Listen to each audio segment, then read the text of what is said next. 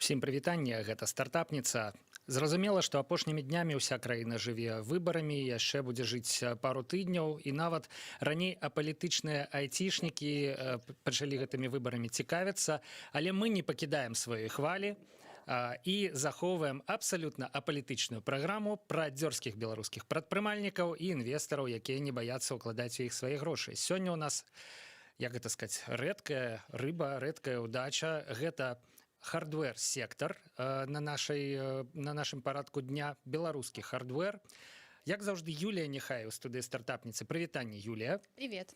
І нашыя госці гэта у студыі Еўрарадыё партнёр і BDM акселератора Bridgeo Tech Accelerator Леонид Гасан. Прывітанне, Леонид. Всем привет. І на сувязі з намі фаундер і ментор Bridgeo Роман Пахолков. Прывітанне, Роман, як нас чуваць? Да, добрый день всем слушателям. Рад быть у вас в студии. Все отлично. Супер. Надеюсь, меня тоже прекрасно слышно. Мы будем як команда па што дзекалі сёння, слухае вядоўцу. Так, а што там? Аднекуль зверху. Так, ну, ужо сказаў я, што хардвер-сектор гэта такая, я не ведаю, цёмная матэрыя, тое, што не бачна. У нас у стартапніцы, прынамсі, мы ўпершыню, мне здаецца, абмяркоўваем менавіта цэлай праграмай хардвер, і ніводнага такога стартапа у нас не было. Хаця, натуральна, элементы, нейкія прылады, да, яны час ад часу распрацоўваюцца, але ўсё ж такі збольшага гэта софтвер. Таму вельмі цікава. Юля, тебе слово. Да. Ласка, с чего тут треба починать? Мне хочется начать вообще с вопроса, как в целом вы оцениваете рынок хардвер-стартапов в Беларуси, сколько их у нас? Кто почне? Роман, Леонид? Да, я могу начать. Роман. Я думаю, что рынок нулевой. Значит, нет хардвер-стартапов в Беларуси, но они появятся. Мы для этого, в общем-то, и создали, чтобы они появились.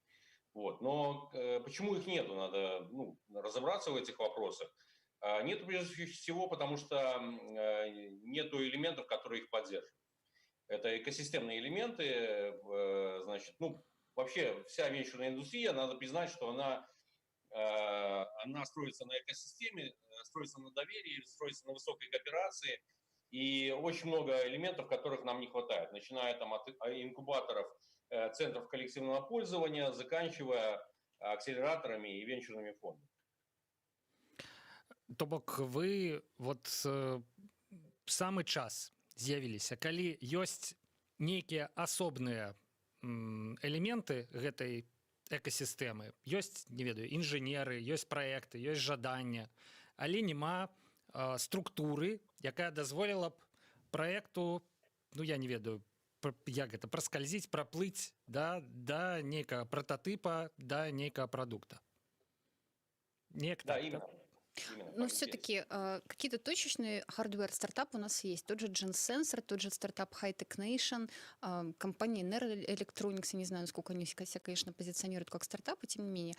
И вы работаете, вы помогаете командам уже выйти на B2B, наладить B2B продажи. То есть все-таки кто-то есть. Приведите нам примеры вот для людей, которые вообще не в теме, самых таких, примеры интересных хардвер-стартапов в Беларуси. Угу. Смотрите, да, действительно, если точечно, то они есть, но индустрия все равно нулевая, да, потому что если в рамках масштабов мира мыслить, то пока нету. Значит, к примеру, я могу привести LangPass, потому что ребята подняли хорошие инвестиции, в них инвестировали и наши ангелы в том числе. Это очень классная история, когда после ангелов инвестируют западные фонды, и ребята бегут. Да, у них сервисная бизнес-модель, но тем не менее в основе лежал стетоскоп хардвара.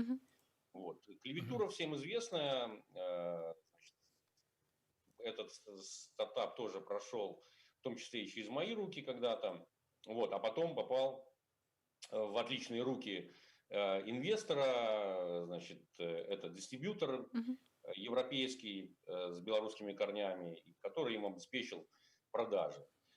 Значит, и вот те, которые вы называли, Nero Electronics не надо называть стартапом, потому что это просто продуктовая компания, ничего общего со стартапом она не имеет.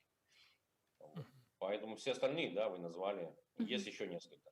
Хорошо. А такой вопрос. Один из партнеров вашего акселератора — Вильнюсский технопарк. Как обстоит дело с хардвером в Литве?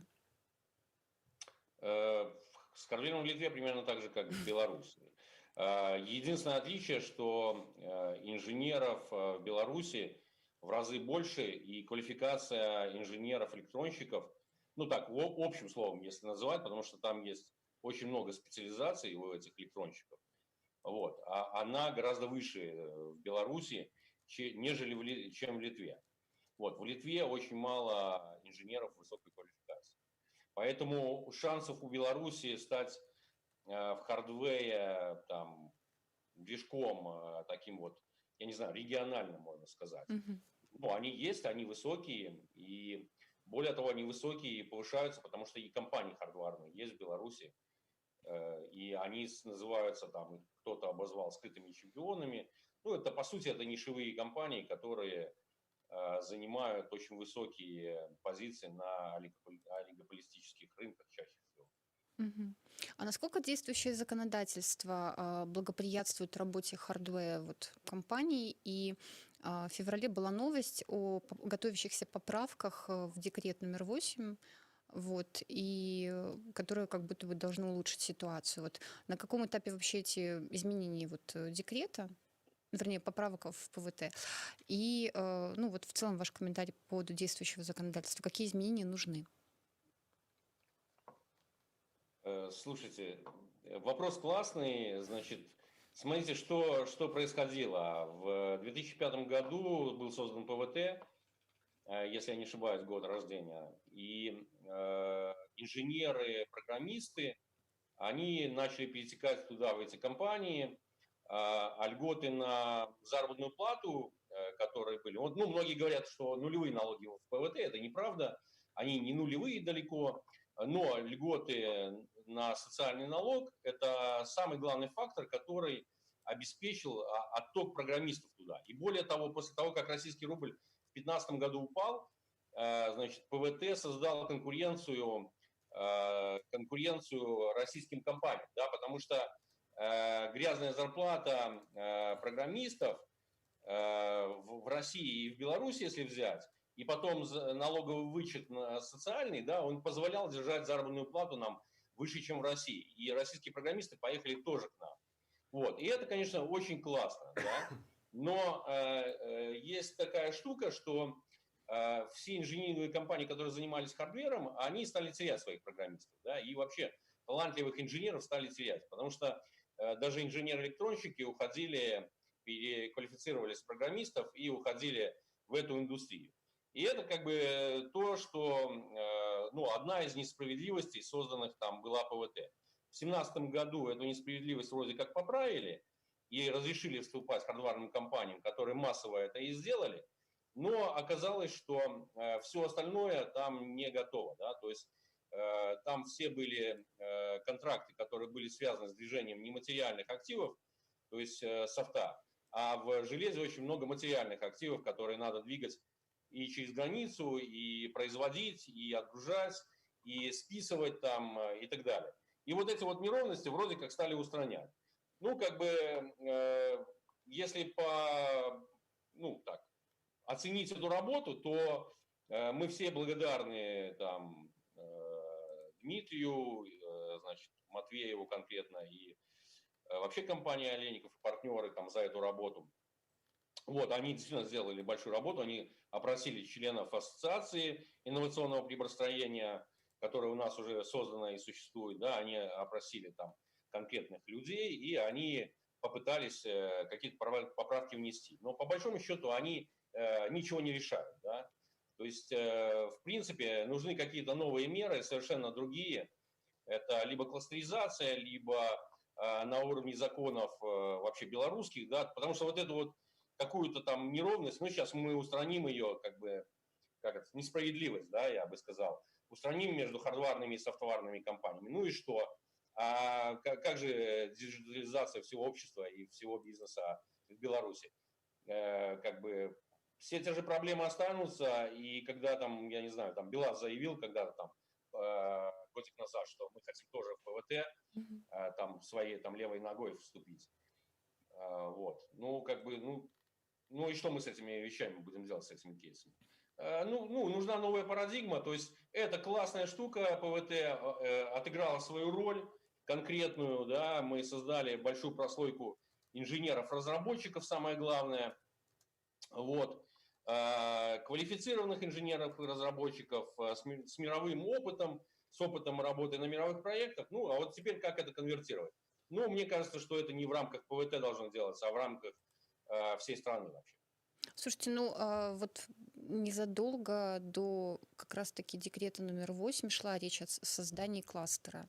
И в итоге он и не был создан именно потому, что вот появились изменения.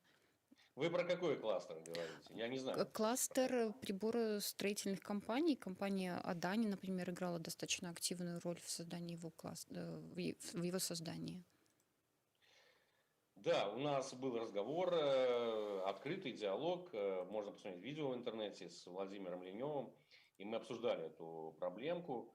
Значит, по моему мнению, она следующая, что на базе одного крупного предприятия кластер создан быть не может, потому что здесь вступает в конфликт там, сам с собой, собственник этого предприятия, предприятие с автократичным стилем управления. Я это все высказал Владимир ответил, что да, это так, но мы будем двигаться этой дорогой и создавать кластер. Но это не кластер, это, скорее всего, облако спутников компаний вокруг одной другой компании. Но это ничего общего с кластером не имеет, да, потому что кластер – это выстраивание инфраструктуры, которые могут все пользоваться на одинаковых началах. Да. Кластер – это выстраивание системы управления экологичной этим кластером, системы принятия решений, системы кооперации там, и так далее. Поэтому у нас же нету пока Nokia, да, вокруг которой можно было бы кластер построить, и которая там не поглощает всех подряд, а она и поддерживает в том числе вот, какие-то элементы экосистемы. То есть, пока такого размера компании в Беларуси нету, поэтому, Адани это классно, и я уважаю Владимира Ленева, что он организует этот кластер там. Но это такой псевдокластер, это скорее, как я выразился, для одной компании и для реализации конкретных ее целей. Кластер все-таки подразумевает, что там будут развиваться цели, которые, стратегические цели всей республики, да, там, или страны. Хорошо, но все-таки возвращаясь к вопросу вот по поводу ПВТ и расширения, внесения изменений в положение ПВТ. Правильно ли я вас понимаю, что с вашей точки зрения даже вот эти вот изменения, они все равно не решат проблемы хардверных стартапов и вот машиностроительных компаний в Беларуси? Слушайте, мне не нравится вести вот этот диалог про какие-то ограничители, да, мы акселератор, да, и я бы, наверное, поговорил больше про бизнес и Хорошо. про акселерацию, да. Я отвечу просто на этот вопрос. Никогда никакие законодательные факторы не сдерживали проактивных бизнесменов, да, вот, или, проактивных людей в первую очередь, а потом уже там с предпринимательским духом, а потом уже которые становились бизнесменами. Поэтому, есть законы, да, Республики Беларусь, есть не меньше проблем там у российских предпринимателей в сфере хардвера. Там не меньше украинских, но украинских продуктовых историй в сфере хардвера мы знаем много, да.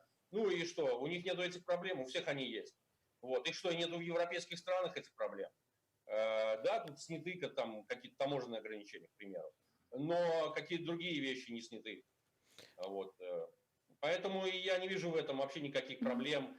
Да, совершенствовать надо законодательство, да, надо выходить за рамки ПВТ, надо делать что-то большее. Вот, надо делать в рамках страновых. Можно я уклинюсь в разговор? А мы делаем в рамках нашего акселератора все, что можем. Вот, мы создаем воронку, мы создаем интерес к этой теме, мы подогреваем крутых инженеров участвовать, мы подогреваем интерес к тому, что к красивым историям, да, к росту, к бизнесу. Вот наша цель. А какие ограничители, знаете, мне все равно вообще. То есть мы же все равно будем это делать, да. Ограничители я участвую в стратегическом комитете Ассоциации инновационного приборостроения. Это более маленькие компании, чем Адани, объединились в ассоциацию, 9 компаний сейчас входят туда. И вот через этот инструмент, пожалуйста, мы работаем с законодательством и с этими ограничениями. Ну, это длинная история, пусть она Хорошо. работает так. А я занимаюсь как бы бизнесом в сфере хардвера и акселерацией теперь уже в сфере хардвера.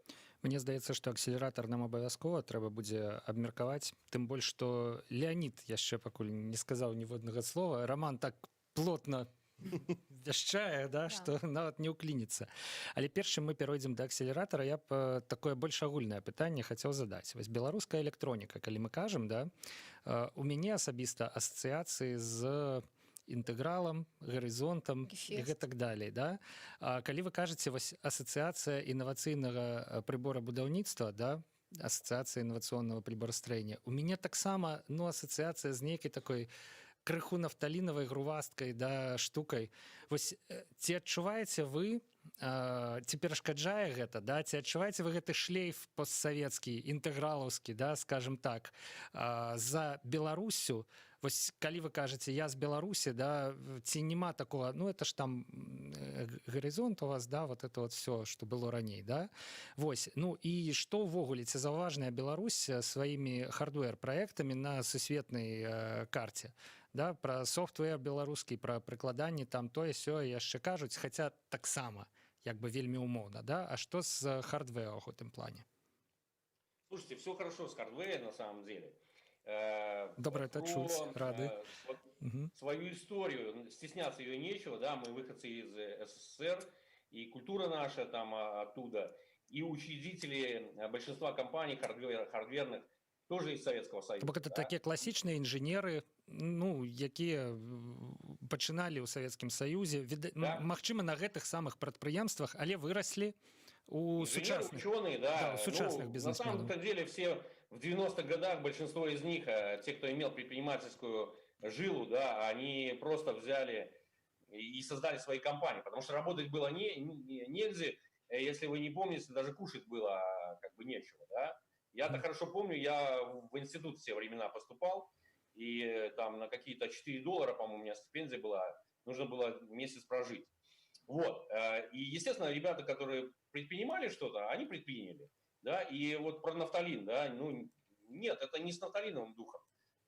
Были созданы компании, те, которые входят в ассоциацию, это Полимастер, значит, это Регула, Иван Шумский, известный как бы в большом кругу человек, да, это Solar, который делает лазеры, значит, абсолютно разные индустрии. И много других. Уже в ассоциацию входит Rozum Robotics, который был создан в 10-х годах уже, даже не в нулевых. Там. Наша компания Promot, которая занимается электроникой, известна на постсоветском пространстве как одна из прорывных по бизнес-модели, да, по дизайн-хаусу. Вот, она была создана в 2004 году. Поэтому, нормальные компании, у нас нормальная история. Инженеров все больше и больше в хардвере, так же, как и в хардвере, как и в софтвере, но как бы вопрос в эффективности использования их труда. Вот и все. И не выходя на международные рынки, ничего не случится с этим. Само собой, ничего не бывает. Можна я пра яшчэ адзін стэрэатып запытаюся? Мне заўжды падавалася, што рабіць нешта рукамі, вось умоўна кажучы, паяць правады там і гэтак далей, да, гэта нашмат цяжэй, чым пісаць код. Гэты стэрэатып ёсць у вашай сферы, сутыкаецеся вы з ім? Ці ўсё ж такі вось вы сказалі ў апошнім сваім адказе, што і софтверных, і хардверных інжынераў робіцца больш, то бок людзі не баяцца цяжкасцяў, звязаных вось з гэтай працай рукамі.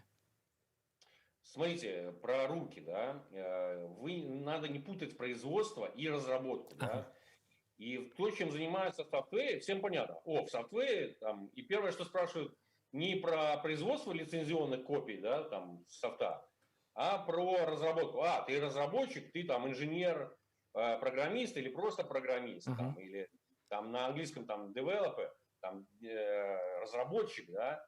Вот, то же самое и в харде, да, на самом-то деле. Сначала перед тем, как производить, идет R&D, Research and Design.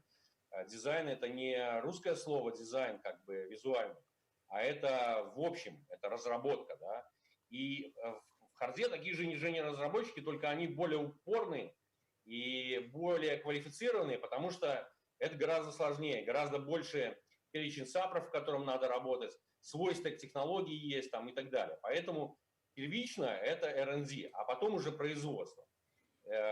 И вот в R&D надо много чего знать и понимать в харде, и это не менее престижная профессия, чем там, инженер-программист. Инженер-схемотехник, инженер-трассировщик, инженер, там, FPGA-дизайнер, ну, нет русского такого какого-то названия. Ну, то есть это узкие специализации, которые не менее престижны вообще во всем мире. Я якраз таки думаў, што это будзе больш прэстыжна. Ну, наконт прэстыжу не ведаю, але натуральна гэта больш складаная прафесія звонку. Я таму і пытаўся, ці не баяцца людзі ісці менавіта ў хардвер, калі можна пайсці в софтвер і мець у прынцыпе тое самае, але з меншай кваліфікацыяй, з меншымі высілкамі.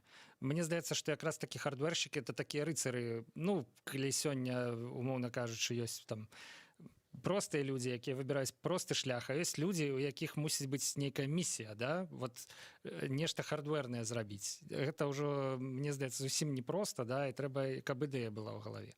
Вось, а без ідэі, як бы, ну, ты ідзеш у распрацоўшчыкі софтвера і выдатна сябе адчуваеш. Да, они есть, но их мало. Давай поговорим про акселератор. Окей, все. Как он помогает? Давайте. Леонид, Я про расскажите. инженеров прокомментирую, смотрите, очень коротко. Когда инженеры-программисты, у нас есть инженеры-программисты, в том числе в компании, да, эмбеддеры, так называемые, их так обзывают в миру программистов. Значит, и когда они приходят с компании в компанию, они говорят, ну там в промводе очень суровые парни, да. Вот, мы эту байку всегда рассказываем. Суровые, да. Да, ну вот такие мы суровые. Круто. Расскажите про акселератор. Он запустился осенью прошлого года. Какие, может быть, проекты уже прошли через вас? Каковы их результаты? Ну, смотрите, по поводу проектов. Мы, на самом деле, недавно делали срез работы самого акселератора за вот этот неполный год. Посчитали, что в той или иной степени через там, акселератор прошло исследование проектов, порядка 100 проектов. И это проекты не только в Беларуси, это проекты со всего СНГ, Казахстан, Узбекистан, Россия. Вопрос в том, что наш акселератор, он работает, есть требования к проектам, которые мы предъявляем, и только при соблюдении этих требований мы можем создать полезность для этих проектов. Ну и, соответственно, проекты со своей стороны тоже всегда думают о том, куда идти. Потому что у нашего акселератора есть, вот мы говорим о специализации доменной области, вот мы за эту доменную область стараемся не выходить, а работать вот в своей нише, как раз хардверной. За вот этот год работы, которую мы начинали с исследования рынка, с запуска каких-то предакселерационных программ и уже более-менее полноценных, мы можем говорить о том, что у нас был проект с предакселерационной программой, когда мы пытались вывести его на рынок ЕС, сделать ему первых customer development, найти первых клиентов, помочь запустить первые пилоты. Мы можем говорить о том, что попали к нам в акселерацию сейчас 2 проекта более длинного цикла. Акселерация с ними составляет в среднем от 6 месяцев до года. И сейчас ковид немножко эти рамки сдвинул. Поэтому 2 проекта сейчас находятся на этапе, когда часть акселерационной программы уже пройдена, и мы работаем над блоком, связанным с привлечением инвестиций следующего раунда. Сейчас эта работа ведется с командами. И на бэч, который мы готовимся запускать 1 сентября, у нас порядка еще 3 проектов. Вот мы готовы с ними там стартовать в ближайший месяц. Поэтому мы как бы оцениваем для такого инертного рынка, это он начинает раскачиваться, как для нас он идет естественным путем, эта раскачка. Какие-то проекты, это стадии прототипирования, либо же уже когда именно вот выход на рынок? Смотрите, мы работаем при соблюдении нескольких условий, чтобы мы начали работать с командой. Ну, собственно, первое – это сама команда. Это самый главный критерий. Если мы видим адекватную оценку людьми своего продукта, и они правильно, они готовы слушать, и советоваться с акселератором, работать в рамках акселерационной программы. Это на самом деле самый главный критерий. Компетенции какие-то люди должны быть. Обычно айтишник, например, плюс бездев. Как у вас? Это, конечно, условное все такое деление. Но можно говорить о том, что действительно в команде есть один CTO, человек, который отвечает за управление технологией, и обычно ему аккомпанирует, там, условно, SEO, тот, который занимается уже развитием продукта, выходом на работой с бизнес-девелопментом и выходом уже на непосредственно самих заказчиков. Вот это, наверное, такая золотая формула, но есть люди-оркестры, которые могут Ну, да. все в себе совмещать, поэтому это такой вопрос. По поводу критериев, вот эта команда. Второй критерий – это понятная технология. Что такое технология? Значит, что это может быть защищено как там, комплексный, например, объект интеллектуальной собственности. То есть мы работаем с чем-то материальным. Это требование выставляется не только акселератором, но и инвесторами. Инвесторы инвестируют только под понятную интеллектуальную собственность, зарегистрированную в правильной юрисдикции.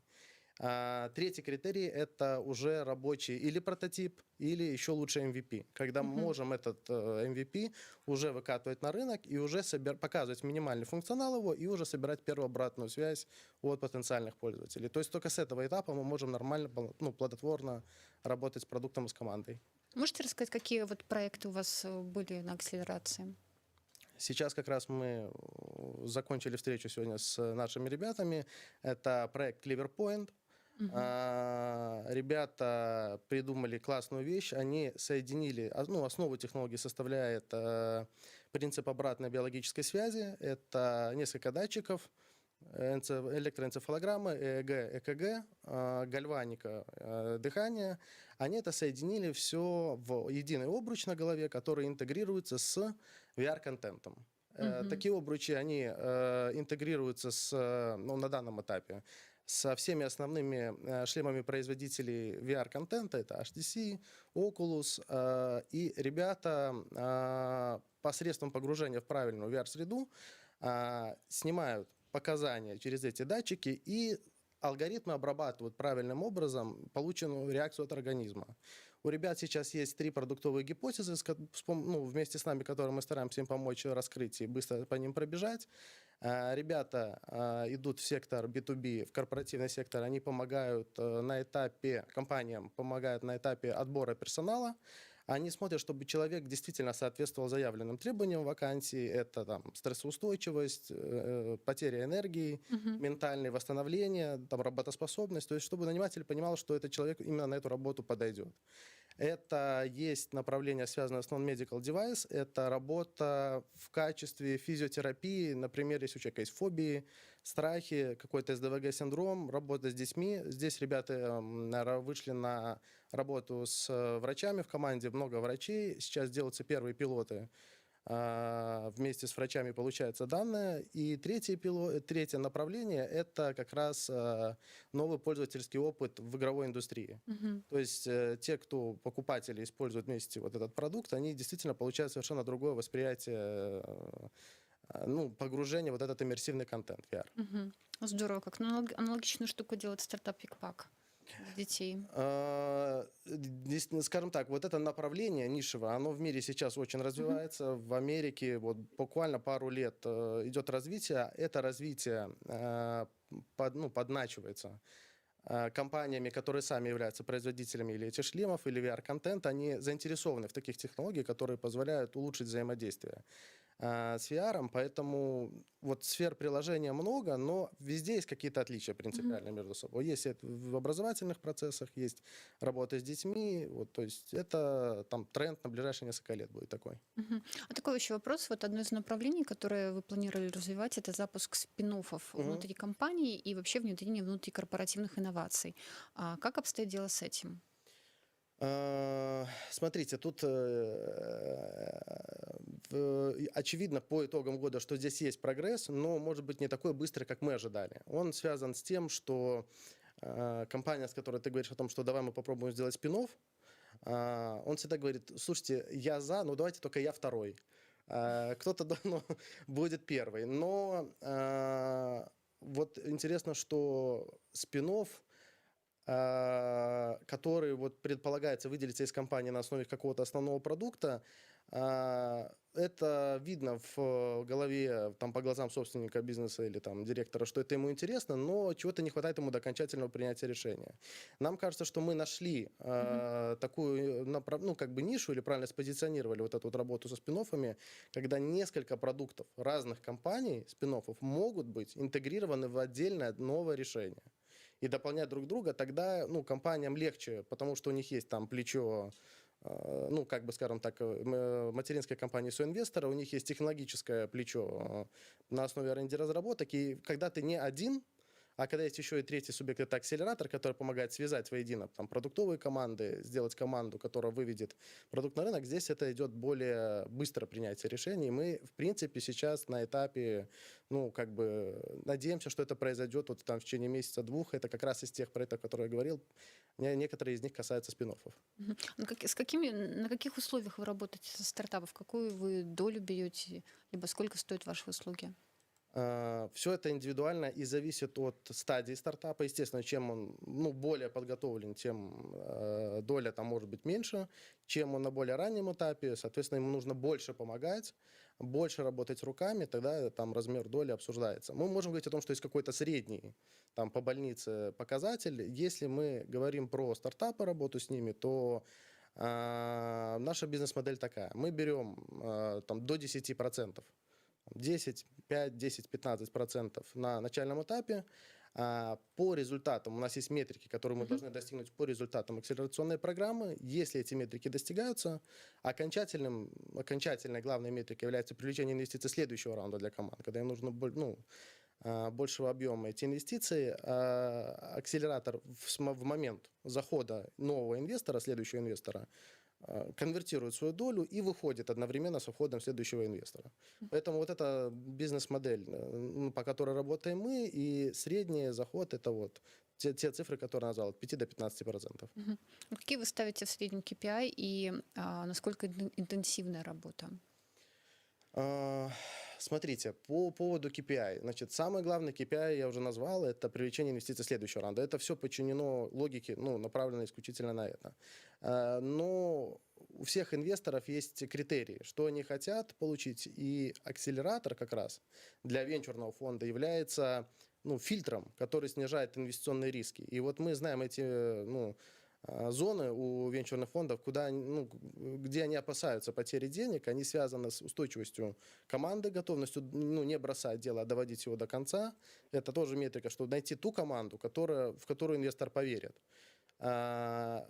Инвесторы должны все равно видеть трекшн. Он может быть в разной форме. Не обязательно это там первые продажи, как продажи. Могут быть бесплатные пилоты, но за возможность получения данных от пользователей. Это засчитывается прекрасно как метрика. Инвесторам это нравится. Может быть вариант интеграции с каким-то другим продуктом, уже который вышел на рынок, его дополнение. Инвестор это тоже засчитывает. И в качестве критерия еще может быть работа, если ты интегрируешься, у тебя решение через вендоров идет. Если вендоры готовы продвигать твой продукт через свою там, дистрибуционную сеть, то это тоже считается метрикой. И, в принципе, для инвесторов раннего этапа это показатели того, что в этот стартап можно инвестировать и нужно. Вообще хардверным стартапам очень сложно привлекать инвестиции, потому что это долгие деньги, большие риски и прочее, прочее. Вот расскажите, может быть, о пуле ваших инвесторов и каких-то стратегических партнерах, корпорациях. Смотрите, вы правильно говорите, что вот все-таки хардверные стартапы это они немного стоят особняком. То есть не всегда хорошо для стартапа попасть в какой-то профильный, пусть и известный там мировой акселератор, потому что он не найдет ответы на те проблемы, которые у разработчика, создателя продукта возникают. Здесь как раз основа вот нашей работы в акселераторе именно операционная работа, потому что мы не просто менторим проект, а работаем с ними руками. Там, несколько часов в неделю мы обязаны помочь им по основным веткам. И здесь как раз Пром вот пытается успешно закрыть узкие горлышко с технологией самой. Акселераторам стартапам, прошу прощения, редко где удается найти такую возможность, чтобы помочь, в случае чего, с аудитом их решений, где им укажут на слабые места. Потому что венчурные фонды этим не занимаются. Они уже готовы работать, хотят работать с тем, что все работает качественно. По нашей идеологии, то есть ребята, которые разработчики, они должны быть в Беларуси. То есть R&D-центр, там мозг, он в Беларуси, а мы стараемся помочь ребятам с открытием сейлз-офиса в Европе и работа на европейский рынок, на экспорт их продукции вместе с привлечением денег инвесторов западных. Соответственно, создается модель, когда из Беларуси ничего не убегают мозги, они продолжают создаваться, работать в Беларуси, но у них есть модель, которая им позволяет быстро масштабироваться через привлечение вот этих умных денег. Юля, разумею, што ў цябе яшчэ найхутчэй засталося шмат пытанняў, але насамрэч нашыя 35 хвілінаў вычарпаныя і мы мусім сканчаць сённяшні выпуск стартапніцы. Роман, Леонид, наколькі складана вас знайсці? Давайте апошняе такое пытанне. Ці адказваеце вы на паведамленні ў Фейсбуку? Куды пісаць? Проверяете ли почту в акселератора, да? Да, вось тую, якая указаная там, да, ці хто-небудзь іншы правярае адказны, да, куды пісаць, каб трапіць да вас і задаць, у прынцыпе, тыя пытанні, якія не паспелі задаць мы. Смотрите, сайт акселератора, заявка, мы ее контролируем постоянно, это первый из источников пайплайна. Акселератор, поэтому писать туда можно всегда. И Романа меня можно найти на LinkedIn, нет проблем, мы всегда оперативно отвечаем. Нет никаких проблем с этим. Когда закрывается срок приема заявок?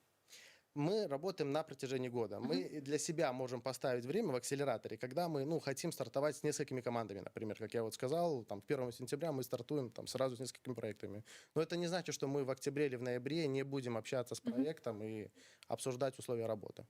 Што ж, сябры, крыху даўгавата мы пачыналі з аглядам беларускай хардвер-экасістэмы, але пасля вельмі хутка ехалі, распавядаючы пра Bridgio Tech акселератар. Ну і я спадзяюся, што гэта было цікава і карысна. З намі на сувязі быў заснавальнік і генеральны дырэктар дызайн-цэнтра электронікі і прамвод і фаундер і ментар Bridgio Tech акселератар Роман Пахолкаў. Роман, тут у нас две абсалютна атрымаліся розныя часткі. У першай саліравал Роман, у другой Леонид Гасан, партнёр акселератара і яго BDM. Не ведаю нават, ці застаўся Роман яшчэ з намі на сувязі. Роман, да побачення. Я с вами, я хочу добавить, что Так. приходите в LinkedIn, в группу Hardware Ecosystem, все правильно вы Да. сказали, так и называется, двумя словами, Hardware Ecosystem, и вы найдете там всех, да, и там появились уже европейские инвесторы в том числе, то есть мы строим экосистему надолго для того, чтобы из Беларуси можно было на таких же условиях стартовать, как и из других точек мира, и в хардвере создавать классные проекты. Hardware Ecosystem, і будзе вам шчасця. Роман Пахолкаў, Леонид Гасан, як заўжды, Юлія Нехай і Павел Свердлоў у стартапніцы. Сябры, пачуемся, калі нічога не здарыцца. Здарыцца можна шмат, але будзем верыць у лепшае. Пачуемся праз тыдзень.